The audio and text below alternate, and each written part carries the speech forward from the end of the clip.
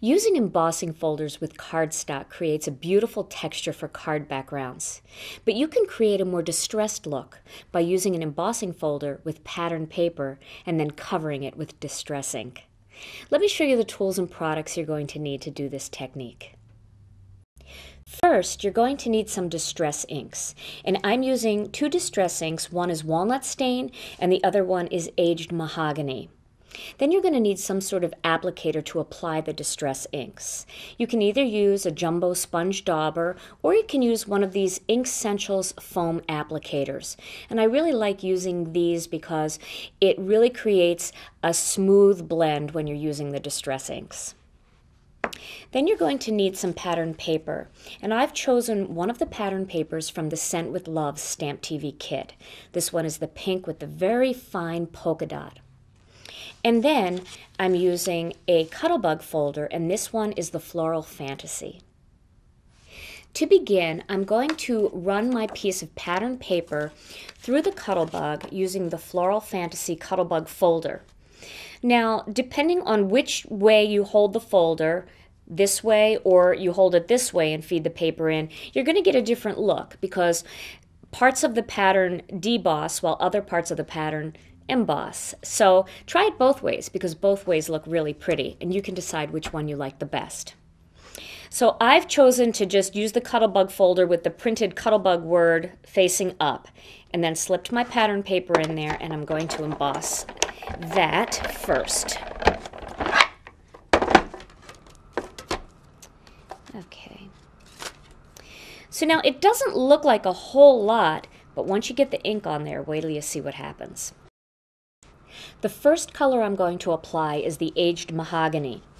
Now, one of the things to keep in mind when you're using a thin patterned paper, it's kind of easy to wrinkle it when you're rubbing really hard on top because it kind of moves around. So try to hold it down as flat as you can.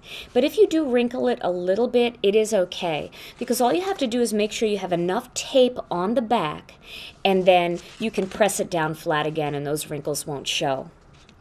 So I'm going to ink up this foam applicator with some of the Aged Mahogany ink. And then using a circular motion, I'm going to just lightly go over the entire surface of this patterned paper. And you can see how the pattern now starts to really pop out.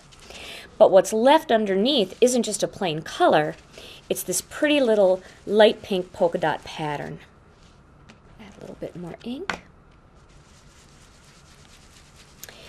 And the color really grabs the parts that are embossed, and the parts that are debossed just stay that nice light pink.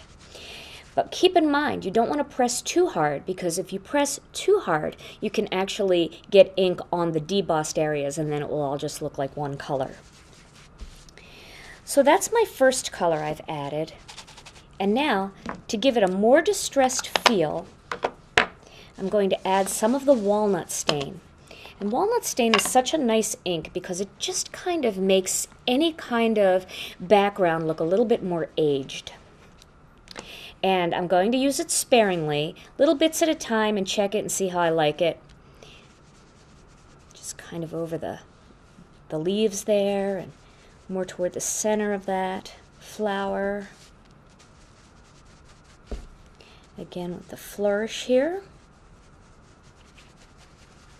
And you can see how it's just picking up right on those little dots of that particular flower. Kind of gets a little bit distressed looking around those hearts. Such a pretty look. And there.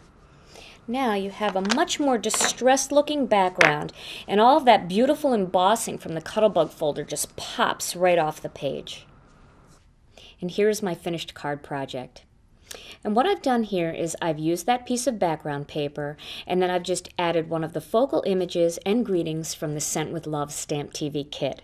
And I really like this embossing folder, the way it coordinates with the images in the Stamp TV kit. The Scent with Love kit, all the images have little hearts in them, and all of the little elements in the Floral Fantasy embossing folder also have little hearts, so they coordinate really nicely together. Try simple patterns like polka dots and stripes with intricate embossing folders, or wild and brightly colored pattern papers with simple textured embossing folders for a variety of looks.